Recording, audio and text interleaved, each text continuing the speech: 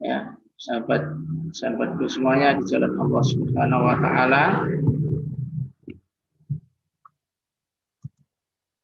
Ini outline yang akan kita bahas dalam kesempatan yang baik ini ya, pertama pemahaman tentang diri manusia dan konsep tentang sistem Islam atau nizam Islam, kemudian syariat halal dan haram makanan dan minuman, dan kemudian tinjauan dari sisi ilmu pangan halal dan wajib itu sendiri.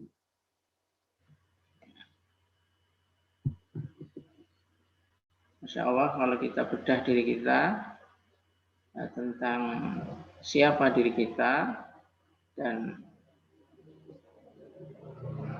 manusia ya yang hidup, yang tinggal di bumi ini sejak zaman dahulu sampai zaman yang akan datang ya, itu tentu sama ya, manusia yang hidup zaman dahulu dan manusia yang akan datang ya.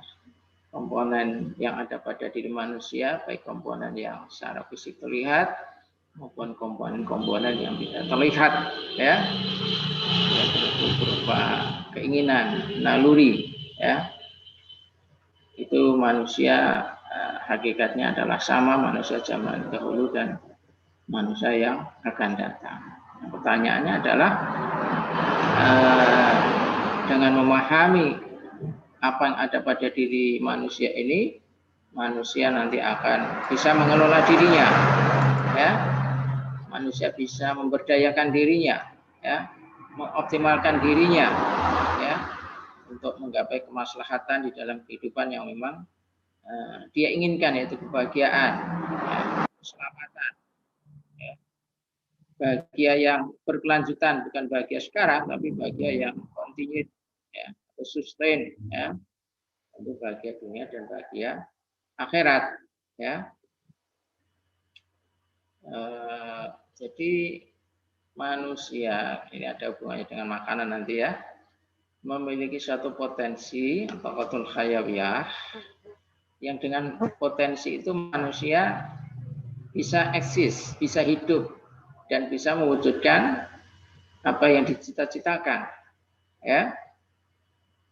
Dan semua manusia sama ini ya, potensi kehidupan yang diberikan Allah Subhanahu wa taala secara dengan rahmatnya ya, Allah berikan kepada manusia kesempurnaan fisik. Laqad khalaqnal insana fi ahsani taqwim. Sungguh Allah telah menciptakan manusia dalam bentuk yang sebaik-baiknya. Allah berikan pada manusia apa? Kebutuhan sifatnya fisikal dan kebutuhan sifatnya naluri ya. Jadi ini sudah seimbang ya, yang namanya khalaqna insana fi ahsani taqwim ini dalam bentuk yang sebaik-baiknya ya. Kebutuhan fisik, manusia butuh makan, butuh minum. Apa ada manusia yang nggak makan, nggak minum ya? Manusia patung barangkali ya. Semua manusia makan dan minum ya. Juga melaksanakan hajat gitu kan ya, ketika apa itu perutnya telah penuh terisi, itu kebutuhan fisik ya. Kemudian juga manusia itu diberi potensi yang disebut naluri ya. Naluri itu apa ya? Sesuatu yang fitri ya, sesuatu yang suci ya, sesuatu yang harus dijaga dan bahkan sesuatu yang harus dipenuhi kebutuhannya ya. Itulah naluri. Dan pemenuhan naluri itu memang tidak seperti hanya kebutuhan fisik ya, yang tidak terpenuhi akan sakit. Kebutuhan naluri ini ya bentuknya mungkin tidak untuk sakit fisik, tapi adalah jiwanya yang tidak tenang ya, bahkan bisa jadi jiwanya yang apa itu stres seperti itu ya, karena tidak terpenuhi apa yang menjadi keinginan naluri. Dan naluri beragama mempertahankan diri, cinta dan kasih sayang. Ikhwah hafizah rahimakumullah. Jadi pemenuhan ini tidak sembarangan ya. Jadi pemenuhan tidak sembarangan. Misalnya makan, ya, semua makanan dimakan. Tidak seperti itu. Ya. Manusia diberi akal, ya, tentu makanan yang baik, yang menyehatkan. Dan manusia diberi fitrah beragama. Dia akan bertanya kepada Robnya, makanan yang baik itu seperti apa? Oh, Rob membuat aturan apa itu halal. Ya, jadi makanan itu harus halal. Kenapa? Karena semua aktivitas manusia itu terikat dengan hukum dari Allah Subhanahu wa taala yang mana nanti akan dipertanggungjawabkan. Ya. Jadi ada sebuah kaidah syara yang cukup masyhur, al-aslu bil af'al atau qayyidu bi ahkam syar'i. Asal dari suatu perbuatan itu adalah terikat dengan hukum syara. Ya. Jadi tidak ada satupun perbuatan yang tidak ada nilai hukumnya. Ya, dalam pandangan orang beriman. Ya. Misalnya pagi hari ini kita sedang kajian, apa hukumnya kajian seperti ini? Ya, apakah wajib? Apakah sunnah? Apakah mubah? Apakah makruh? Ataukah haram? Jadi ada ahkamul khamsah, 5 hukum yang mengelilingi, menyertai aktivitas manusia. Kajian seperti ini bisa jadi wajib, bisa jadi sunnah, dilihat daripada kondisinya. Ya. Dalam kondisi kebodohan yang merajalela, di mana manusia bergelimang dengan dosa, ya, karena ketidaktahuannya, maka kajian seperti ini menjadi wajib diikuti supaya manusia apa? Mendapatkan petunjuk ilahiyah untuk bagaimana dia berperilaku, sehingga dia tidak berada di dalam dosa terus menerus. Kajian seperti ini bisa jadi juga sunnah, ya, dilaksanakan akan menambah pahala bagi kita. Tidak dilaksanakan, ya tidak mendapat manfaat. Ya, yang jelas kajian seperti ini tidak makruh, apalagi haram. Ya, ya, juga bukan mubah, boleh, tapi ini bisa jadi kalau tidak sunnah bisa jadi wajib. Nah, jadi ikhwan ahibah rahimakumullah, pemenuhan kebutuhan-kebutuhan ini harus dilaksanakan dengan serasi seimbang, ya, tidak mematikan satupun potensi yang dimiliki oleh manusia ini. Kalau kata misalnya makanan dan minuman, Allah Subhanahu wa taala memberikan aturan halal dan haram yang mengikat manusia ketika akan makan dan minum adalah harus memperhatikan aspek kehalalan. Ini kan artinya kan tidak melarang makan, tidak melarang minum, ya, mengatur. Ya, coba bisa dibayangkan ketika manusia hidup tanpa aturan, maka apa jadinya? Ya, bahkan derajat manusia mungkin akan sama menjadi seperti hewan atau bahkan lebih buruk keadaannya, ya, ketika manusia hidup tanpa aturan. Jadi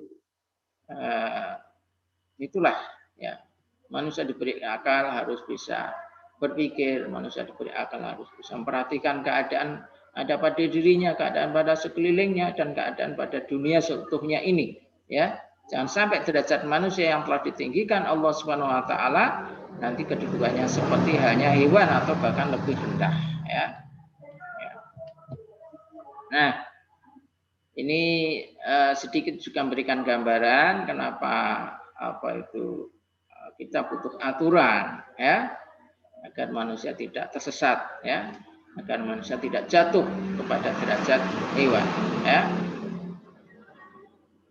Jadi kita tahu bahwa manusia ini karena topik kita adalah manusia tentunya kita akan bahas tentang makan dan minum, tapi ternyata ada aspek-aspek lain yang perlu kita pahami, ya. Jadi manusia itu punya interaksi dengan Rabbnya, dengan Al-Khaliq, ya, dalam bentuk keyakinan, akidah, dan juga manusia perlu beribadah. Karena itu adalah kewajiban dari Al-Khaliq. Ya, manusia punya interaksi dengan manusia yang lain, ya. Enggak ada manusia yang bisa hidup sendiri. Di sana ada muamalah, munakahah, ada siasah, ada riayah, ada pendidikan, ada kesehatan dan lain sebagainya, ya. Jadi ada dua interaksi, ya. Yang jelas dua interaksi ini manusia harus terikat dengan aturan-aturan, tanpa aturan manusia akan celaka. Nah, ternyata manusia juga punya hubungan dengan dirinya sendiri, ya, interaksi dengan dirinya sendiri, yaitu mau makan, minum, ya, itu hubungan dengan dirinya sendiri, mau pakaian, ya, seperti apa pakaian yang dipakai, kemudian akhlak, mau berperilaku seperti apa. Dan kalau kita perhatikan apa itu syariat Islam, ya, yang mencakup semua apa itu menjelaskan semua hal tentang kehidupan ini, ya, sumber dari Quran, Sunnah, ijma dan qiyas, ya, ini adalah menjelaskan kepada kita semuanya tentang hukum-hukum ini, ya. Inilah kemudian kewajiban manusia untuk memahami, ya, memahami bagaimana manusia berinteraksi dengan dirinya sendiri, mewujudkan makanan, minuman yang halal, juga thayyib, pakaian-pakaian yang syar'i yang menutup aurat, ya. Akhlak adalah akhlak yang mulia, akhlakul karimah, bukan akhlak yang tercela. Bagaimana Ustaz kalau misalnya manusia ya suka-suka saya gitu kan, ya, mau makan, mau pakai pakaian, mau menepati janji atau tidak, itu suka-suka saya. Ya, kita tidak bisa begitu di dalam hidup ini, ya. Jadi manusia dibimbing apa itu oleh ilmu, oleh pengetahuan. Tentu nggak ada manusia yang memilih jalan hidup suka-suka. Jadinya ya manusia suka-suka nanti kan, ya. Nah, jadi manusia punya interaksi dengan orang lain, tentu manusia harus memperhatikan aspek hukum, dan manusia juga harus dekat dengan Khaliknya. Kenapa? Karena hidup ini tidak bisa lepas satu detik pun daripada rahmat taufik dari Allah Subhanahu wa Ta'ala. Lebih dalam kondisi ujian yang berat seperti ini, manusia harus semakin kuat menggantungkan hidupnya kepada Allah Subhanahu wa Ta'ala, ya. Ikhwah. Nah, ini kita masuk kepada topik makanan, minuman yang kita bahas. Jadi pembahasan sebelumnya tadi memberikan kerangka berpikir atau memberikan filosofi tentang kenapa kita harus mengikuti hukum dari Allah Subhanahu wa Ta'ala, ya. Kenapa manusia tidak bebas, ya, sesuai dengan apa yang diinginkan. Nah, itulah jawabannya. Nah, jadi manusia itu adalah makhluk yang tadi memiliki potensi kehidupan, yang mana potensi itu harus mengantarkan dirinya kepada pemenuhan yang memberikan keselamatan. Dan aturan Islam yang Allah sendiri nyatakan tibyana likulli syai', ya, bahwa Al-Qur'an itu adalah menjelaskan segala sesuatu, artinya sini menerangkan segala hal apa saja yang apa itu dilakukan oleh manusia. Dan manusia, apakah manusia boleh lepas daripada syariat? Silahkan. Sendiri oleh manusia, yaitu keburukan yang akan menimpa dirinya. Dan itu tentu kita berlindung kepada hal-hal yang demikian. Alhamdulillah min, ya. Insyaallah ternyata sudah sangat lengkap sekali aturan terkait dengan makanan yang halal dan thayyib ini, perintahnya langsung dari Allah SWT dalam Quran.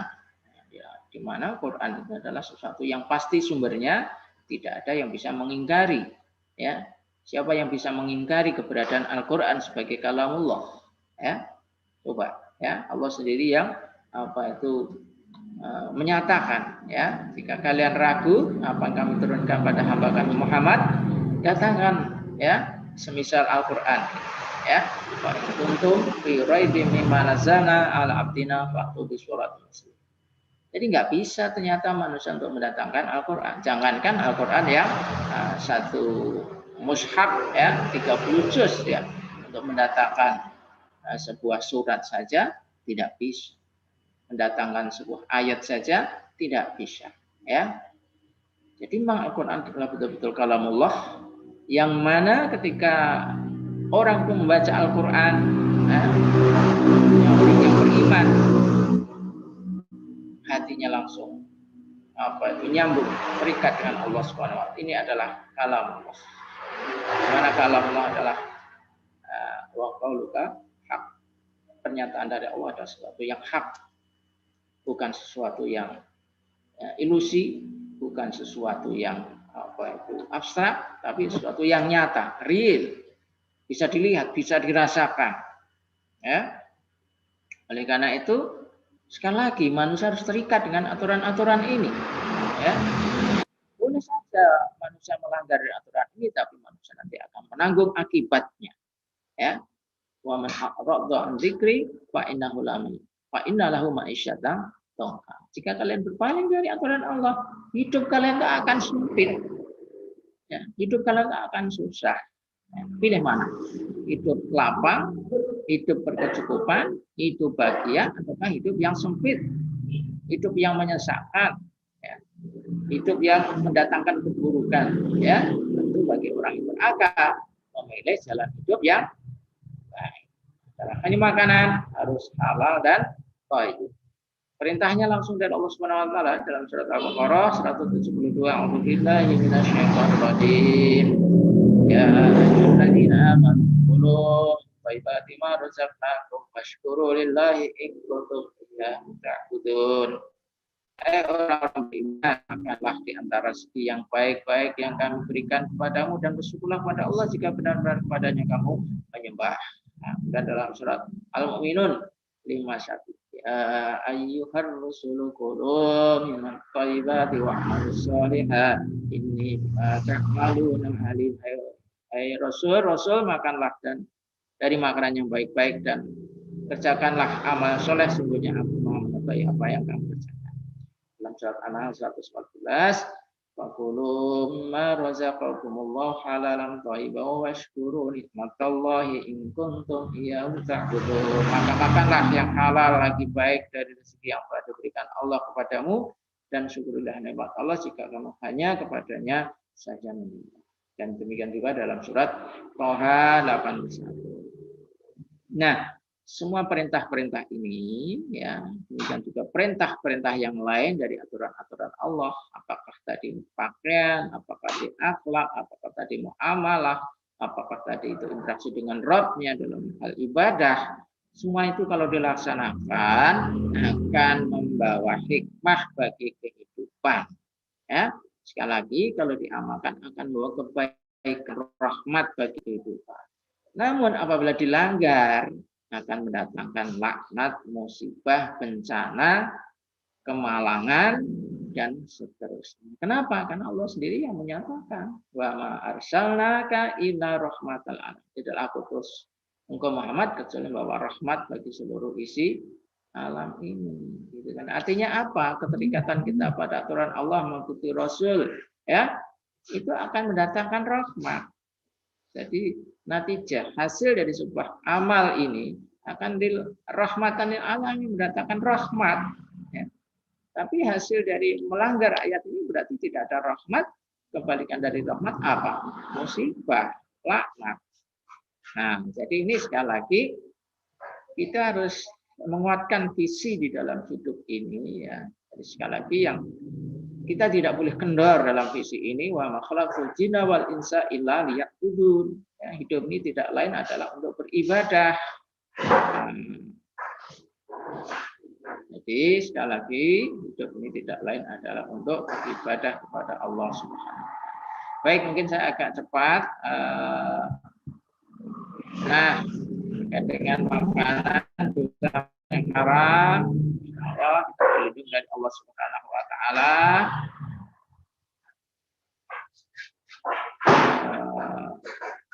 Hadis Nabi diantaranya tiap tubuh yang tumbuh dari makanan yang haram maka api neraka lebih utama baginya.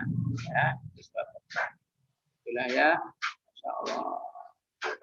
Jadi makanan yang haram itu ternyata mengantarkan orangnya menuju api neraka.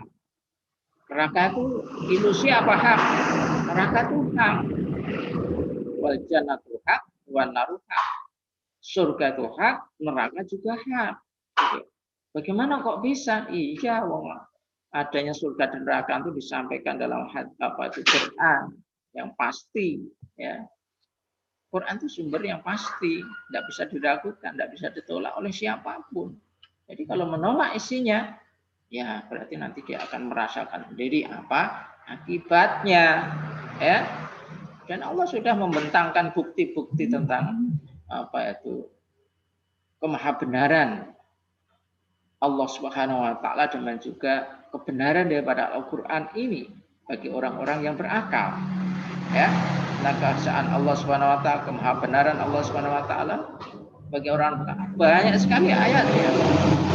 Dan apa itu Allah menyatakan bagi orang-orang berakal gitu kan ya, bagi orang yang berpikir, bagi orang yang memahami ya. Di sana ada kemahabesaran dari Allah Subhanahu wa taala. Jadi sekali lagi kita harus menguatkan visi kita ya untuk apa itu terikat dengan dekat dengan Allah Subhanahu wa taala, bakti taat kepada Allah Subhanahu wa taala. Artinya kalau kita melanggar, kita takut dengan dosanya Allah. Ya kan ya? Demikian juga wasiat Nabi kepada sahabatnya Ka'ab bin Ujrah, wahai Ka'ab, sungguhnya tidak tumbuh daging dari makanan haram kecuali neraka yang lebih berhak untuknya. Ya, tapi undang dari Allah Subhanahu wa taala. Jadi ini adalah masuk kategori dosa, ya. Dosanya bisa jadi menjadi dosa besar ini ya, makanan yang haram ini ya. Dosa besar tidak bisa dihapus dengan amal, dengan istighfar. Dalam arti dosa besar itu harus dihapus dengan taubatan nasuha. Karena ada ayat ya. Nah, ikutilah keburukan dengan kebaikan. Karena kebaikan itu nanti akan menghapus keburukan. Itu maksudnya adalah dosa-dosa kecil, manusia khilaf, gitu kan ya. Manusia itu tidak kuasa untuk menolak keburukan itu, misalnya karena terkondisi tertekan dan seterusnya, atau karena kebodohannya, itu dosa-dosa kecil. Itu akan terhapus dengan amal soleh yang kita lakukan. Tapi kalau dosa-dosa besar, mengkonsumsi makanan haram seperti ini, itu harus dengan taubatan nasuha. Kenapa? Karena ini diantara dosa yang besar itu adalah jelas dinyatakan di sana itu kan ya, menuju api neraka. Ya, bagi orang yang mengkonsumsi barang yang haram, itu berarti harus kita hindari dosa yang seperti ini. Nah, kemudian ada juga Rasulullah menceritakan tentang orang yang habis melakukan perjalanan, rambutnya acak-acakan, berdebu, membentangkan tangannya ke langit sambil berdoa, ya Rob, sementara makanannya haram, minumannya haram, pakaiannya haram, dan diliputi dengan haram, bagaimana doanya dikabulkan Allah Subhanahu wa taala. Nah, jadi kalau ingin dikabulkan doanya Allah, ya ini harus memperbaiki perilakunya, memperbaiki makanannya, memperbaiki pakaiannya, ya, dan berdoa dengan cara yang baik, ya. Ini kita mudah-mudahan ini kita bisa menjaga diri kita ya dari hal-hal yang diharamkan ini sehingga kita masuk orang-orang yang selamat. Nah, ikhwah untuk makanan ya, itu ada sebuah kaidah yang bisa kita jadikan pedoman ya. Kaidahnya begini. Aslu fil asya' al-ibah. Jadi asal dari suatu benda termasuk di sini adalah makan adalah mubah, boleh. Ya, ada tambahan malam yaridu dalilu tahrimi, selama tidak ada dalil yang mengharamkan. Jadi hukum asalnya semua makanan itu adalah halal kecuali yang diharamkan. Dan di sinilah letak kemurahan dari Allah Subhanahu wa taala, yang halal itu banyak, yang haram itu sedikit. Dengan kaidah ini adalah kemudahan, keringanan bagi manusia. Yang halal, yang dibolehkan, yang diridhai Allah banyak sekali, ya.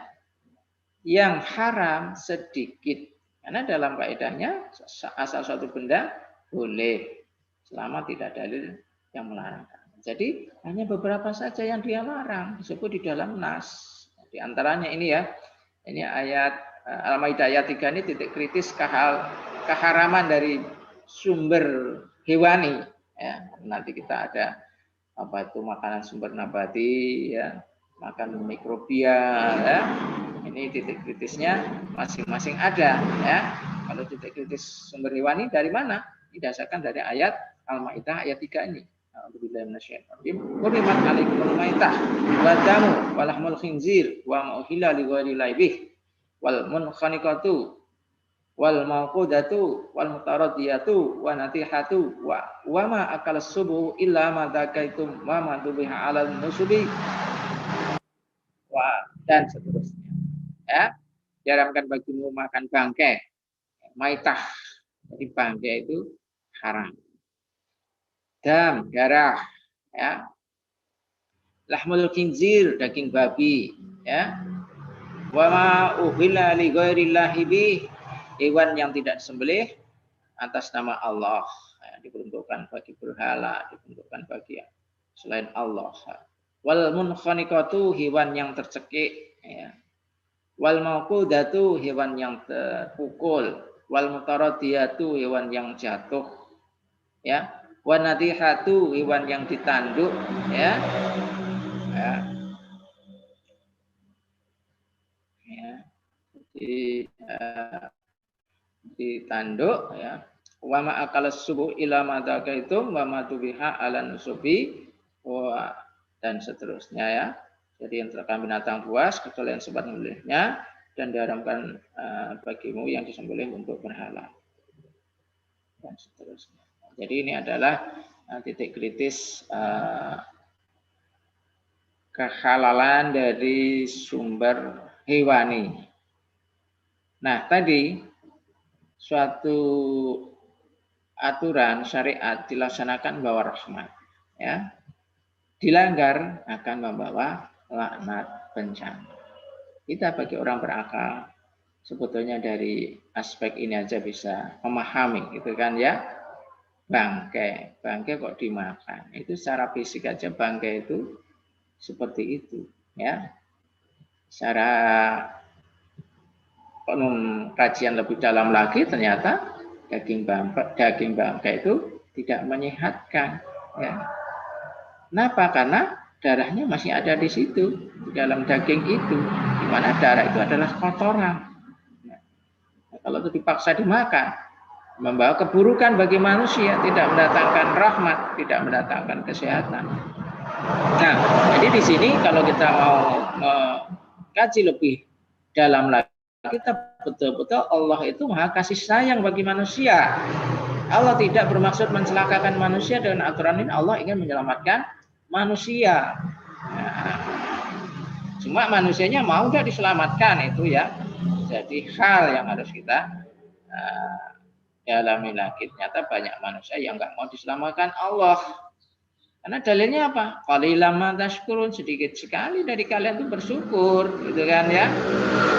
Ternyata kebanyakan manusia adalah ya, berpaling dari Allah. Ini masuk ke dalam kajian apa itu, sudah masuk pada kajian halalan thayyiban secara empiris, secara ilmu pangan, food science, ya, di mana di dalam perundang-undangan pangan sendiri apa itu ya undang-undang yang bikin manusia, ya, dan ini tentu juga atas masukan-masukan, ya.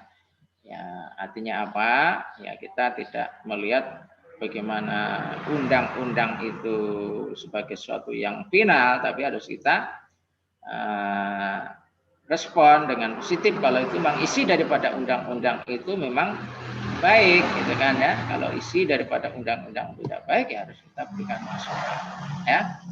Yang jelas di dalam Undang-Undang Pangan, Undang-Undang Nomor 18 Tahun 2011, ya, konsep halal itu dimasukkan di sana, ya, mana ketahanan pangan adalah kondisi terpenuhinya pangan bagi negara sampai kepada perorangan yang tercermin dari tersedianya pangan cukup baik jumlah maupun mutunya aman, bergizi, aman, beragam, bergizi, merata, dan terjangkau, serta tidak bertentangan dengan agama. Nah, di sini ya, di konsep pangan yang tercukupi, pangan yang sehat negara itu adalah ya makanan itu tidak bertentangan dengan agama, keyakinan, dan juga masyarakat untuk dapat hidup sehat, aktif, dan produktif secara berkelanjutan. Ini artinya apa? Sudah diwadah ini konsep halal. Karena halal itu adalah konsep syariat, konsep agama Islam. Nah, kemudian juga ada undang-undang yang lain, undang-undang 33 tahun 2014 tentang undang-undang jaminan produk halal yang kemudian itu diganti dengan undang-undang nomor 11 tahun 2020 tentang cipta kerja yang masih kontroversi itu ya. Di situ diatur terkait dengan bagaimana sebuah sertifikasi itu produk halal. Jadi ada perubahan. Dan kemudian juga ternyata ini perusahaan, demikian juga instansi, lembaga ya di dunia ini berlomba-lomba untuk memberikan servis, menyediakan barang dan jasa yang halal, ya, memberikan barang dan jasa yang halal. Siapa yang dibidik? Adalah pasar muslim. Jadi pasar muslim itu cukup besar ya. Jumlah muslim di dunia adalah 1,7 miliar. Jadi mereka memberikan konsep yang lebih luas. Halal itu tidak hanya makanan, tapi juga aspek-aspek jasa, ya, wisata halal, ya, hotel halal, artinya hotel syariah, gitu kan ya, dan seterusnya. Jadi di sini ternyata berlomba-lomba, ya, bahkan negara di Eropa yang sana Muslim itu minoritas, itu kan ya, mereka pun juga berlomba-lomba untuk menyediakan barang dan jasa yang halal ini. Ini artinya apa? Ini kondisi kita, global kita itu seperti ini, ya. Kita yang Muslim juga tidak peduli dengan kondisi ini, berarti kan tidak memahami situasi yang ada di sekitarnya, gitu kan ya. Ini dunia saja diperhatikan seperti itu, ya. Nah, baik, ini sedikit masuk kepada ilmu pangan, ya. Jadi ilmu pangan itu sendiri apa toh? Ya, jadi ilmu pangan itu adalah penerapan ilmu dasar, fisik, kimia, mikrobiologi, serta prinsip-prinsip teknik, ekonomi, dan manajemen pada seluruh mata rantai penggarapan bahan pangan sejak dari dipanen sampai dihidangkan. Ya, cakupannya ya ilmu pangan, kimia, mikrobiologi, fisika pangan, dan teknik proses. Ya. Nah, ini ada sebuah hadis Nabi, ya, yang itu juga menjadi pedoman untuk makanan yang halal, ya. La dororo wala diro. Jangan bahayakan diri dan bahayakan orang lain.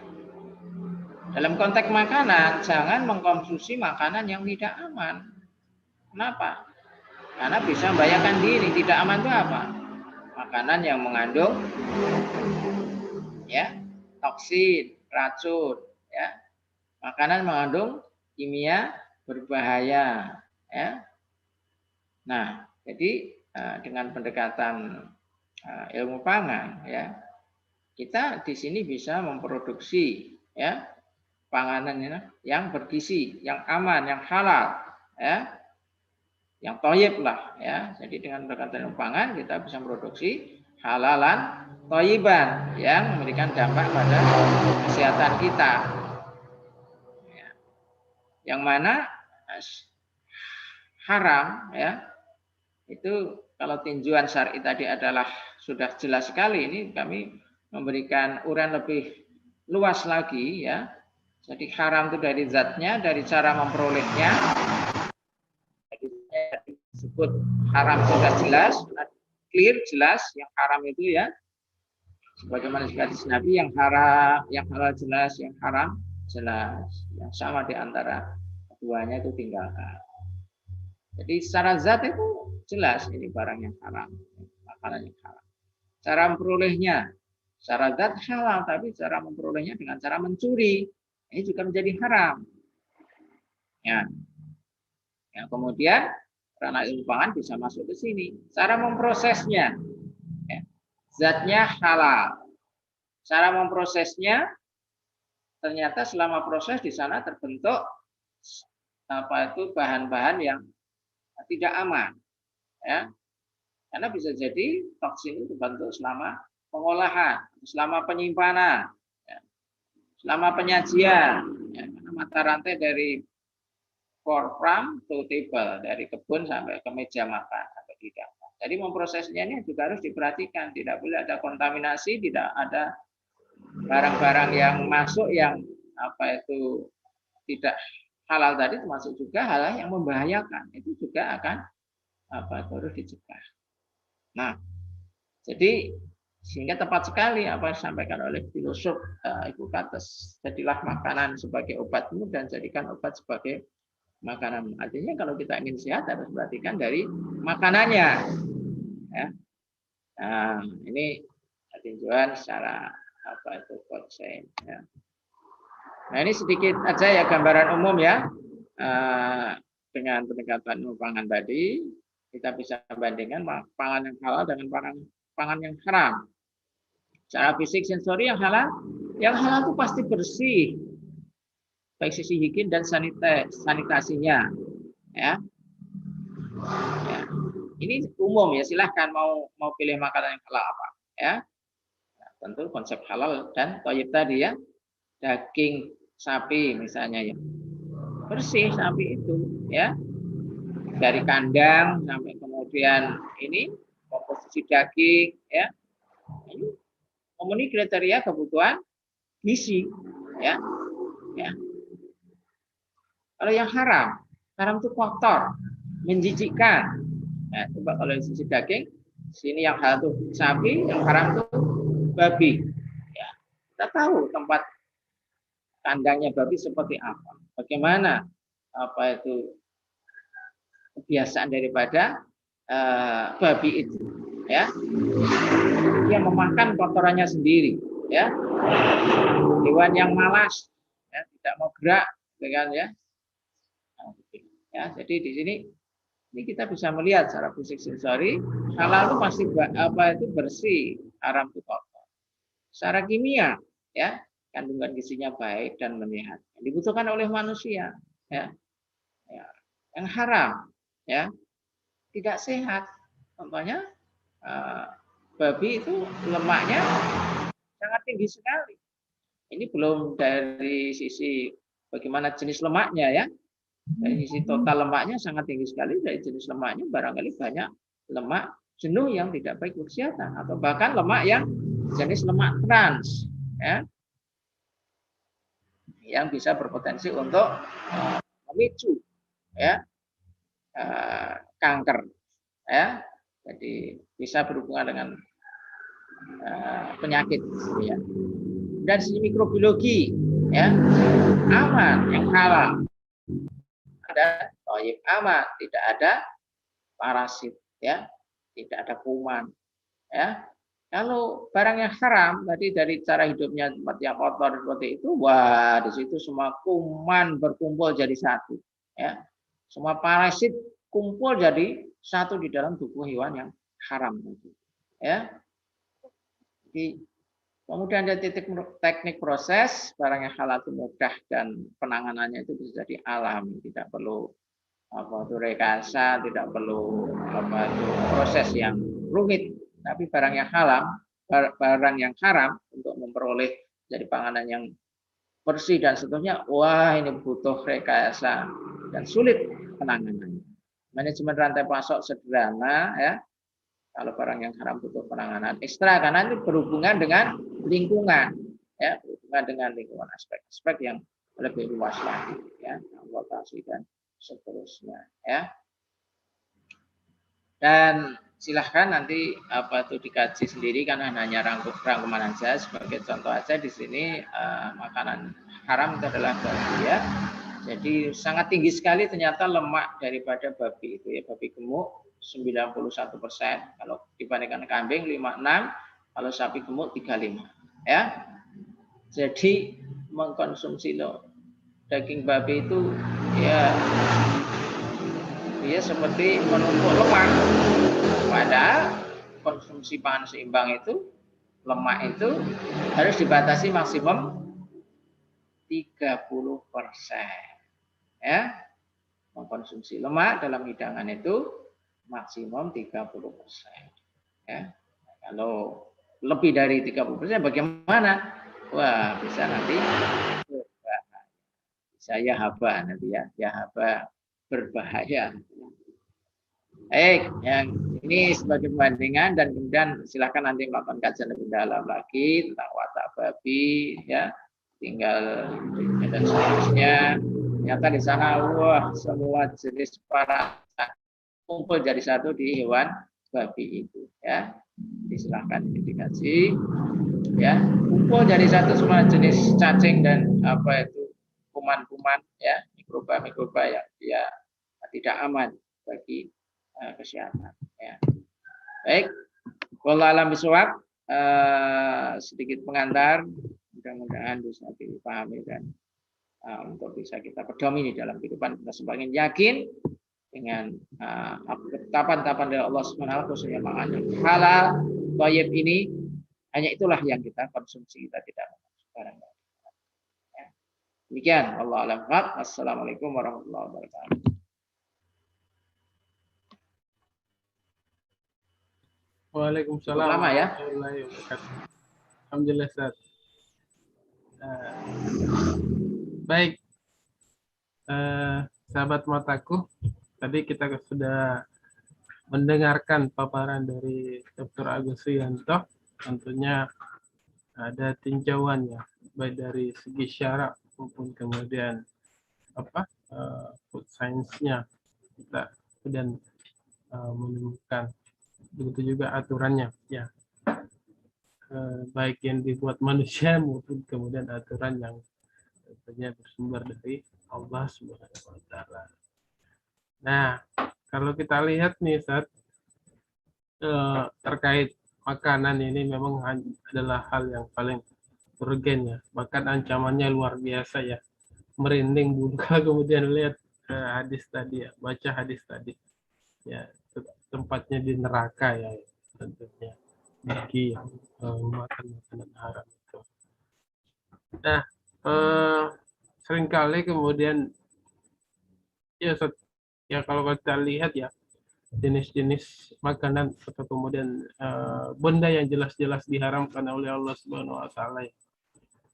Memang sependek pengetahuan saya bahwa tidak dicari-cari ilatnya gitu, ya. Meskipun memang ada hikmah yang ditemukan, ya, dengan berkembangnya teknologi atau kemudian khususnya ilmu pangan ini, tentunya banyak zat-zat yang bisa kita temukan yang memberikan doror bagi kita. Nah, tapi yang jadi pertanyaan, kenapa sih mereka itu tetap memakannya gitu, ya, Ustaz? Taruhlah kita tanggalkan dulu tentang keyakinan misalnya gitu, ya. Kenapa sih kemudian tetap saja dikonsumsi yang jelas-jelas secara sains sudah kemudian dipaparkan seperti itu? Apa sih, ya, yang melandasinya hal demikian tetap dikonsumsi? Padahal kalau kita lihat, ya, semuanya tidak ada yang baik sebenarnya untuk kesehatan tubuh. Mungkin seperti itu, Ustaz. Baik, ini butuh kekuatan, ya, untuk membuat ekosistem dunia ekosistem yang halal, ya. Tidak boleh diserahkan pada manusia. Kalau diserahkan pada manusia itu ketika diberi celah, manusia cenderungnya itu menyimpang. Kalau diberi pilihan, ya, ini A, ini B, manusia cenderung menyimpang. Kenapa? Itulah manusia, ya. Di mana manusia itu adalah makhluk yang banyak kekurangannya, makhluk yang bodoh, diberi makanan yang halal, dia pilih yang haram. Kenapa begitu? Ya itulah, ya, manusia. Sehingga manusia itu untuk bisa selamat itu harus belajar, harus memahami esensi daripada halal dan haram ini. Di samping juga memang ada yang menggoda manusia, yaitu setan. Nah, setan yang menjerumuskan manusia. Jadi ternyata keselamatan manusia ini butuh sebuah ekosistem, ya. yang menjamin manusia itu bisa selamat. Ya berarti hal-hal yang melanggar dari aturan harus ditutup rapat-rapat. Gitu. Katanya dengan makanan betul-betul bagaimana nanti makanan yang diproduksi betul-betul dijamin itu adalah makanan yang halal, gitu kan ya. Jadi aspek-aspek yang berhubungan dengan haram betul-betul ditutup rapat, gitu kan ya. Jadi ada mekanisme pengaturannya, ya. Jadi tidak menafikan juga ada kelompok non Muslim yang memang makan itu bagi kita halal, haram bagi mereka haram. Itu pun kita juga mengakui silahkan agamaku, silahkan Anda mengkonsumsi karena itu keyakinan Anda. Tapi dalam hal jalur distribusi, mekanisme pemasaran tentunya harus dibatasi, tidak boleh menjadi wilayah publik. Nah ini sekali lagi butuh ekosistem yang mengendalikan ini ya. Untuk produk halalan thayyiban ya. Kalau dalam sinyal dalam Al-Qur'an memang kebanyakan manusia itu begitu. Walillah mataskurun, sedikit sekali dari manusia itu yang bersyukur. Oleh karena itu beruntung kita termasuk orang-orang yang bersyukur nikmat Allah yang mau diatur dengan hukum Allah ini ya. Bahkan Sayyidina Umar itu adalah berdoa dijadikanlah Allah. Aku termasuk orang-orang yang sedikit, ya. Doanya Sayyidina Umar begitu, ya. Kenapa? Kebanyakan manusia itu lalai, kebanyakan manusia itu menyimpang, bahkan berbuat dosa. Sedikit sekali yang taat, sedikit sekali yang betul-betul taat pada Allah SWT. Ini zaman Umar loh, zaman Umar di mana Islam itu diterapkan dan manusia hidup dengan budaya Islam. Itu masih seperti itu keadaannya. Ternyata memang manusia itu kecenderungannya untuk berbuat dosa gitu kan, mencari-cari ya, tidak sembunyi-sembunyi dan seterusnya itu kan ya. Nah, zaman sekarang seperti apa lagi? Ya, tentu kita harus banyak istighfar ini ya. Dan dekat-dekat dengan orang-orang yang soleh, ya, dekat-dekat dengan orang soleh, nanti akan bentuk sebuah mini ekosistem yang akan membentuk pribadi yang soleh juga. Kalau pergaulannya tidak terkendali, siapapun dan tidak perhatikan kesolehannya, ya kita nanti akan tergerus oleh situasi keadaan ini dan kita berlindung, ya. Jadi kita harus punya lingkungan yang Islami dalam lingkungan pergaulan, dalam lingkungan pendidikan dan seterusnya. Ini kita harus bangun ya, suasana dalam siswa ya. Baik. Ya, ada Ustadz Zainuddin, ada Ustadz Irus. Enggak, sharing-sharingnya ini pendekatannya mungkin beda nanti ya, dari sisi budaya, dari sisi kawan ini ya. Halalan thayyiban dari sisi fisikawan. Zainuddin ini ini pakarnya ini laut ini ya. Jadi semua yang di laut itu bangkainya halal ya.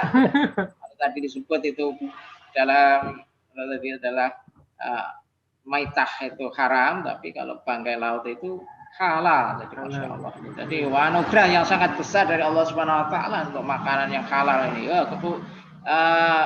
Sisa-sisa atau melimpah sumber daya yang sangat melimpah. Sedangkan yang haram itu sebetulnya tuh susah kita tuh ya. Mau melihara babi itu Masya Allah itu aspek sanitasi lingkungannya itu baunya seperti itu. Jadi itu jarak 1 kilo sudah tercium bau busuknya itu ya. Nah, itu tuh sebetulnya manusia bisa mengambil pelajaran ya. Dan manusia dengan dalih pengetahuan ilmu dicapai barangkali saya bisa menyingkirkan parasit-parasit dari babi, tapi tidak ada jaminan. Sekali lagi tidak ada satu jaminan pun yang memastikan bahwa daging babi itu adalah aman. Ya, biarpun manusia dengan pengetahuannya bisa mengolah begini-begini. Kenapa? Karena dalam aspek makanan itu kimia, biokimia, ya, itu misteri biokimia itu, misteri sampai sekarang. Jadi reaksi-reaksi di dalam tubuh, ya, metabolisme makanan dibongkar, disusun kembali, ya, itu miliaran yang terjadi dalam tubuh manusia, ya, bukan jutaan, miliaran, ya. Jadi kita makan satu potong daging ayam, itu proteinnya itu pecah menjadi ribuan jutaan jenis apa itu peptida, dan kemudian menjadi asam amino yang dan kemudian disusun kembali. Jadi sebetulnya itu manusia itu nggak tahu apa yang ada pada dirinya, dia hanya membongkar sedikit cumil daripada apa itu ilmu itu, yang besar itu belum disingkap. Jadi jenis protein babi barangkali nanti akan ditemukan lagi secara sains. Ini menyebabkan ada hubungan dengan perilaku apa itu tadi sifat-sifat babi, ternyata ada hubungannya juga dari sana. Ternyata lemak babi jenisnya adalah begini. Itu akan menyebabkan umur pendek misalnya begitu. Itu jadi masih misteri. Jadi manusia jangan sombong ya, jangan sombong walaupun sudah mengetahui pengetahuan dan seterusnya, masih misteri ya.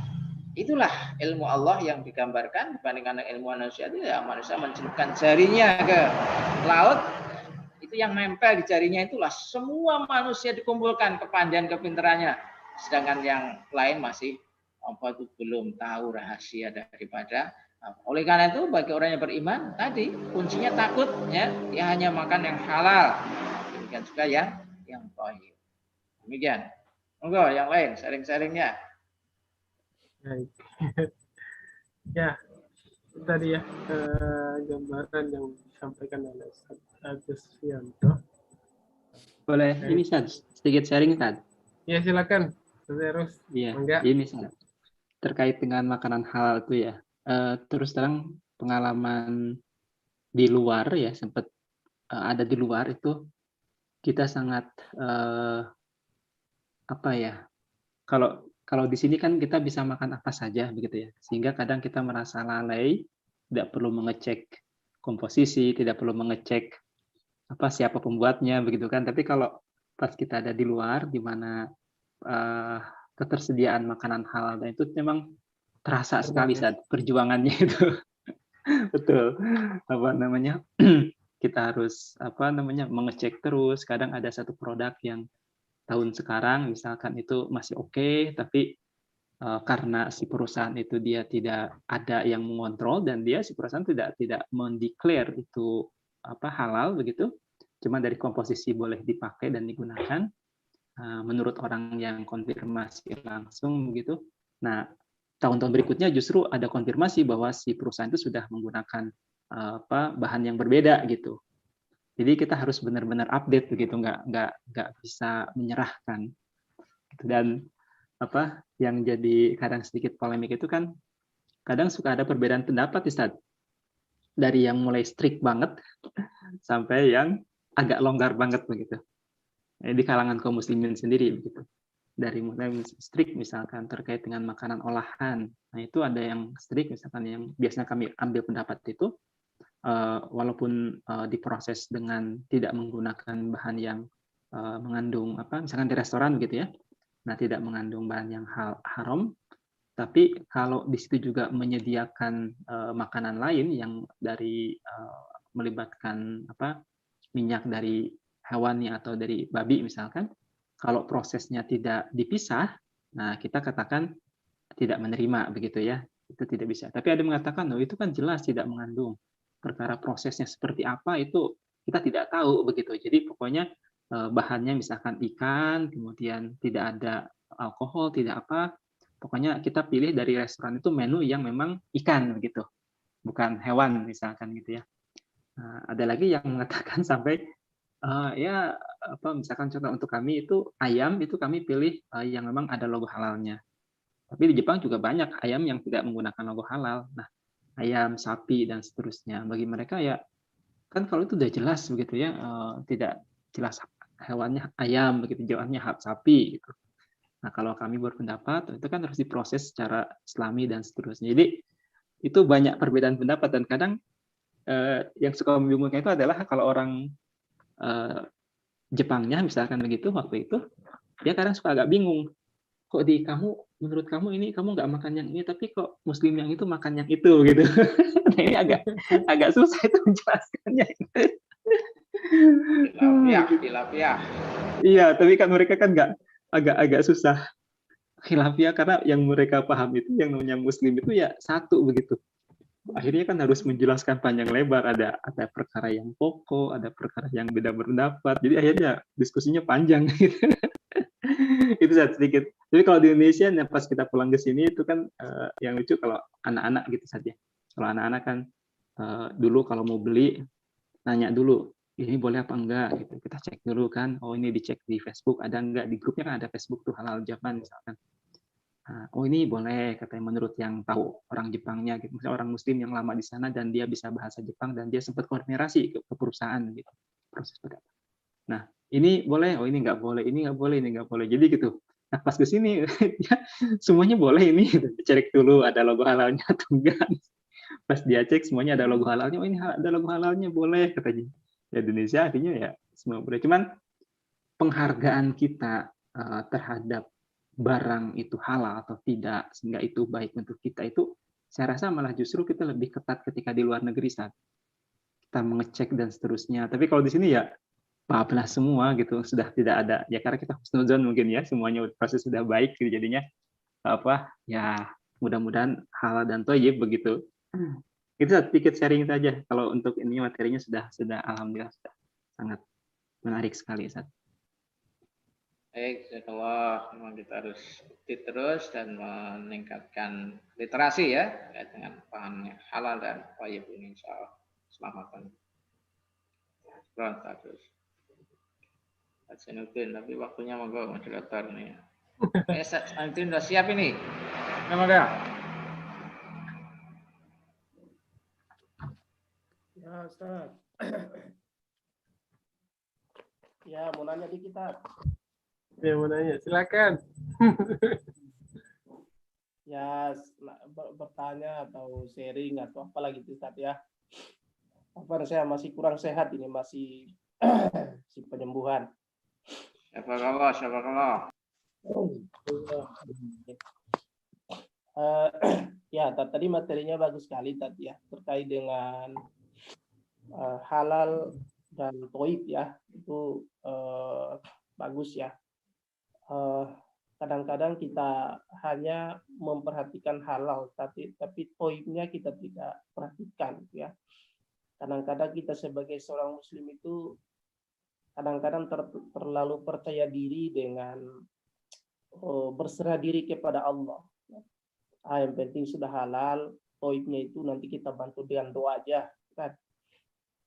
Pasti Allah memberikan kesehatan. Kadang-kadang tidak memperhatikan gizi gitu ya. Apa namanya, meskipun kita itu sudah kecapean ya, malah hanya kita berdoa melulu gitu ya, itu tidak memperhatikan asupan gizi. Harusnya kita ini butuh asupan gizi ini ya, karena kita kecapean dan sebagainya gitu. Nah itu kadang kita seorang muslim itu terlalu apa namanya itu ya, terlalu berserah diri kali ya, tapi tidak memperhatikan ikhtiarnya. Nah itu kondisi yang itu juga saya rasa di saya juga terkadang begitu kan. Nah mungkin butuh seringnya ya. Kadang-kadang lalai dalam perkara itu ya. Termasuk dalam kondisi saat ini yang sekarang saya sakit ini, sebenarnya juga ada unsur itu gitu ya, lalai sebenarnya ya. Toibnya itu sedikit lalai mungkin ya. Itu yang pertama. Yang kedua terkait dengan negara-negara barat. Negara-negara barat itu kan notabene kafir ya.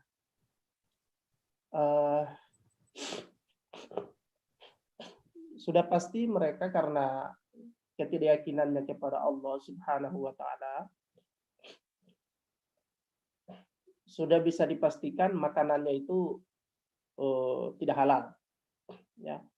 Mungkin tadi Ustadz mengerikan tadi itu lemak babi ya, babi mengandung penyakit virus ini, waduh macam-macam gitu kan menakutkan gitu ya. Padahal di dunia barat itu malah rotinya pun diisi dengan babi. Malah saya pernah lihat itu isi rotinya itu daging babi mentah kan, kayak masih mentah gitu saya lihat. dia makan, dia irislah daging babi itu, baru dia tutupi dengan roti, baru dimakan gitu ya. Artinya semua yang ada dikandung oleh daging itu berarti kan tidak ada yang hilang sedikit pun. Nah, tetapi kalau kita lihat ya, menurut beberapa data bahwa kondisi kesehatan dunia barat itu ini data yang saya baca ya, nggak tahu kalau ada data yang lainnya. Katanya itu malah bagus gitu ya dari segi kesehatan. Kesehatan mereka bagus. Nah harusnya kan dengan kebebasan mengkonsumsi sesuatu yang haram ya, kemudian tidak toib ya, tidak halal, tidak toib gitu ya. Harusnya kan kesehatan mereka itu jauh lebih memburuk ya daripada kaum muslimin ya. Apakah ada hubungannya dengan pertanyaan pertama tadi ya, yang mereka sangat memperhatikan di sisi lain ya, memperhatikan kesehatan, umat Islam terlalu percaya diri dengan keyakinan mereka, serahkan kepada doa saja, yang penting sudah halal, ataukah bagaimana itu Tad? Nah, mungkin bisa di-sharing Tad. Syukron ya.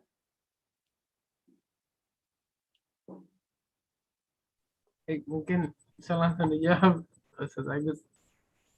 Atau menyambung ya pertanyaan yang dari YouTube biar sekaligus karena waktu juga. Ini dari Bambang Sardi. Pasar merupakan salah satu tempat penyebaran syar'i atau food science ya, tentunya makanan halal gitu ya.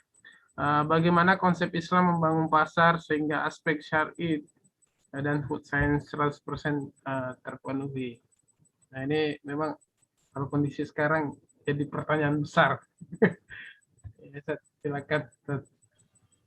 Baik ya, jadi terima kasih Ustaz Zainuddin dan juga di pertanyaan di YouTube ya, memang tugas kita bersama ya untuk meningkatkan kualitas hidup kita ya. Jadi pertama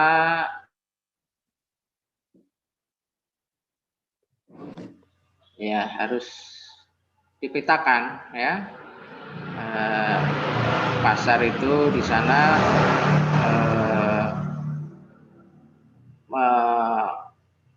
apa tuh dibuat pemetaan, kemudian dibuat visi gitu kan ya, dibuat misi, dan kemudian nanti dibuat program kalau dalam tataran aksi.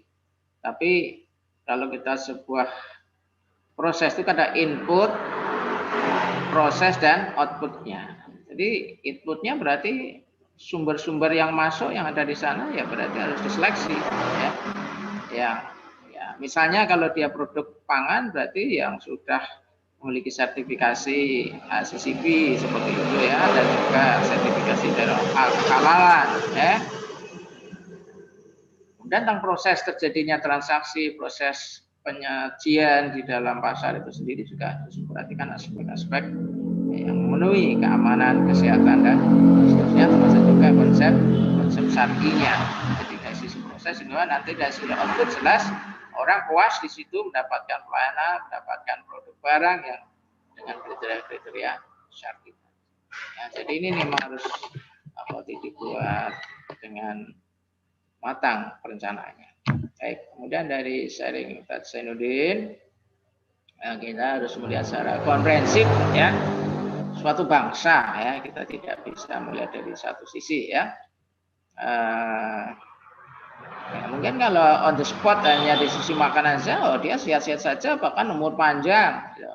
Harus kita lihat secara utuh ya, usia harapan hidup sehingga mereka usianya panjang-panjang itu ya banyak aspek yang mendukung gitu kan ya, tidak hanya dari pangan tapi mereka adalah ya orang yang berkecukupan gitu kan ya, sehingga dia bisa menjadi bebas hidupnya untuk berkreasi, untuk berwisata, refreshing dan seterusnya gitu kan ya. Nah tapi kalau kita mau jujur ya, masyarakat Barat sekarang ini menghadapi yang namanya krisis ya, krisis mental ya, krisis spiritual ya. Jadi bahkan ada sebuah karikatur ya, jadi di situ gambar orang hutan. Jadi gambar orang hutan ya, dia itu memberikan nasihat kepada manusia engkau jangan mengkhawatirkan aku punah. Justru yang aku khawatirkan adalah masyarakat manusia itu sendiri yang akan punah. Ya, nah, itu apa ya istilahnya itu kritik tapi bagus itu ya. Jadi selama ini kan kita mengkampanyekan selamatkan orang utan dari kepunahan dan seterusnya. Justru orang utannya yang menasihati manusia kan jangan khawatir karena aku punah. Kau khawatirkan adalah punahnya bangsa manusia. Ya, jadi krisis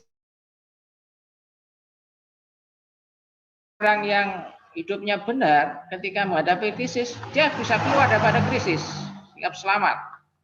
Ya, tapi ketika hidupnya tidak ditopang dengan fondasi yang kokoh, agama yang kokoh, dia begitu krisis, stres. Jadi sebetulnya kita menunggu gelombang kiamat karena perbuatan manusia untuk masyarakat. Ya kita tidak melihat barat, bangsa kita juga seperti ini keadaannya, masyarakatnya juga sudah terdampak daripada westernisasi ini. Ya, jadi ini kita membutuhkan sebuah pertolongan yang darurat untuk menyelamatkan kehidupan ini. Ya, jadi sekali lagi itu dan kita harus sebagai orang beriman yakin pasrah tawakal sistem itu harus datang dari Allah Subhanahu wa taala kita implementasikan dalam kehidupan. Allah alam bisawab. Ya itu tadi penyampaian atau kemudian jawaban dari Ustaz Agus Suyanto ya terkait dua pertanyaan terakhir tadi ya. Dan ini juga sudah di akhir penghujung ya, sudah lewat berapa menit dan saya persilakan kepada Ustaz Agus Suyanto untuk kemudian memberikan closing statement terkait halalan thayyiban dan tentunya kalau kita lihat melibatkan berbagai macam semua orang lah yang terlibat dalam hal ini, tidak bisa hidup sendiri seperti di dalam Tuhan kita. Silakan Ustaz Agus. Enggak. Rabbana alaika tawakkalna wa alaika anabna wa alaikal masyir. Ya Allah, kami bertawakal kepadamu, ya kami bertaubat kepadamu dan kami akan kembali kepadamu sehingga kita berharap itu di dunia hasanah wa fil akhirati hasanah wa qina adzabannar dengan halalan thayyiban, dengan perilaku yang syar'i, ketaatan kita secara totalitas insyaallah dengan aturan Allah akan selamat dunia dan akhirat dan dari Allah lah penjagaan dan pelindungan yang sempurna. Demikian Allah. Assalamualaikum warahmatullahi wabarakatuh. Waalaikumsalam warahmatullahi wabarakatuh. Wabarakatuh. Penyampaian materinya pada pagi hari ini dan kita tutup dengan baca hamdalah alhamdulillahirabbil alamin istighfar alhamdulillah dan dengan doa kafaratul majelis subhanakallahumma wa bihamdika asyhadu an la ilaha illa anta astaghfiruka wa atubu ilaik. Assalamualaikum warahmatullahi wabarakatuh. Alhamdulillah dan semuanya. Bagus materinya. Baik, sampai jumpa di kajian satu depan ya.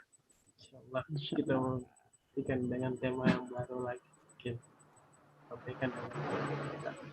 Baik, saya tutup ya. Materinya saya di grup di